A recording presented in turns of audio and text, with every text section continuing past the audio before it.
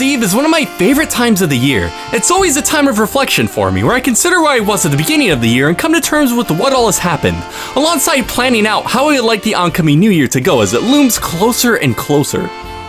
Okay, I lied. All I do is sit on the floor, listen to records, and make me sad, because I'm a sad, sad little man. I like being sad. There is something wrong with me, I swear to God. You know, I've kind of realized that there's not that many games set on New Year's Eve. There's a few that don't entirely have anything to do with it. It's more just a day the game is set on, like Bioshock Infinite's DLC, Burial at Sea, or Batman Arkham Origins DLC, Cold Cold Heart, or Amnesia Machine for Pigs, and good God, after listing off all these AAA games, they're just making this little indie project seem like it's gonna suck in comparison. I'm sorry you ever made this game. We're gonna guess your name is Jake.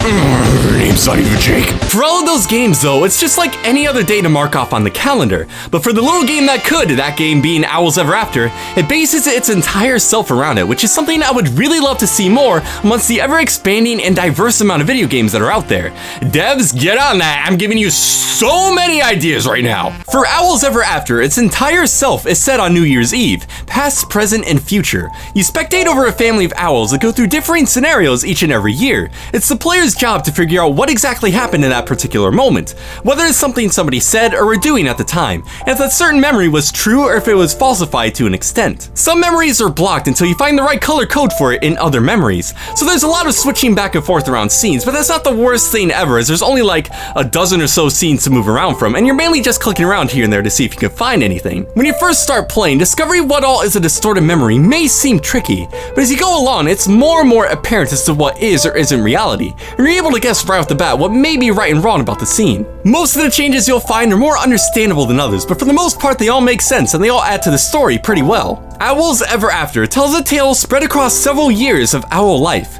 It harkens to similar situations any of us could find ourselves in on New Year's and does a pretty good job of tying things together after discovering what all happens throughout the years. It's the little things that can make all the difference, and that's pretty much what this game is filled with.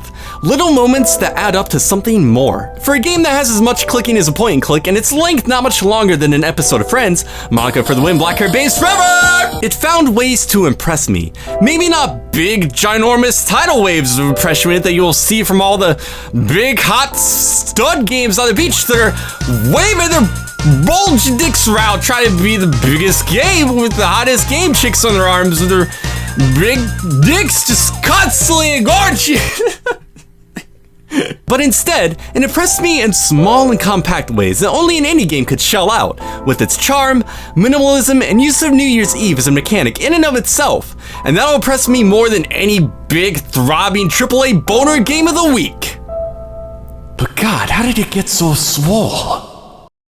Hey everybody, thank you so much for watching. If you liked what you saw, then please consider subscribing. You can click that little button. You could also click the little like button too, that would be great. If you want to follow me on social medias, you could follow me on Twitter at Longarms Show. And hey, just wanted to say you could also subscribe to my Let's Play channel over at Sauce and Bros with Happy Mask Gamer. I don't know if you've heard of it, this is the first time I mentioned it because I'm a jagweed and I'm a terrible friend. But hey, maybe you could make me feel like less of a jagweed and go over and subscribe.